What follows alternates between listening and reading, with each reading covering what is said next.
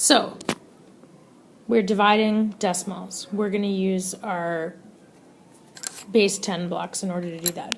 The problem we've got is 3.4 divided by 0.3, which means that we want to make groups of 0.3 and see how many groups there will be when I use up all my 3.4 represented in base 10 blocks. So here's my base 10 block representation of 3.4. The squares represent one whole, the bars represent 1/10, so we've got 3 wholes and 4/10. We can't divide the wholes into groups of 0.3, 3/10. We can't do it, so we're going to switch them out for 10/10 because we know that 10 over 10 is equal to 1. So here I'm getting rid of my 10 flats and I've got 10 bars in each of their places. So now I'm starting to group them into groups that have 0.3 in each group. So far I've grouped one of my wholes into 3 groups, and here I've grouped all of my tenths into groups that have 3/10 in each group. And as you can see, I was able to create 11 groups that had 1/3 each, and I had 1/10 left over. Each of the groups has 3/10. So 1/10 is 1/3 of the group. So I know that my decimal is going to be 0.3 repeating, which is 1/3.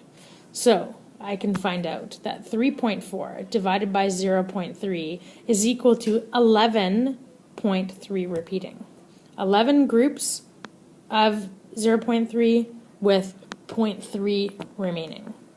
We can double check that by using regular fractions. I've got a rectangle that I've divided into 10 squares, and I've colored sections of 3 each. And you can see that I've put red squares to count each of the groups of 3. So I've got 11 groups of 3, and I've got 1 bar left over, which, as I already said, is 1/3 of a group. We could even check it using long division. The rule for long division is that we should move the decimal of the divisor until it's not a decimal anymore, make it a whole number. So we had to move the decimal 1 decimal place. If you do that with the divisor, you also have to do that with the number being divided. So we'll end up with 34 divided by 3. And the rule for decimals is the answer's decimal lines up with the question's decimal.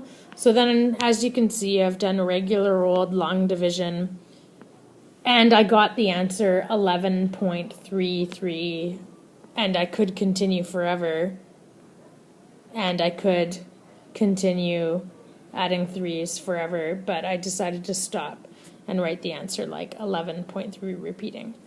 So there's 3 different ways to divide decimals, starting with our model of using the base 10 blocks.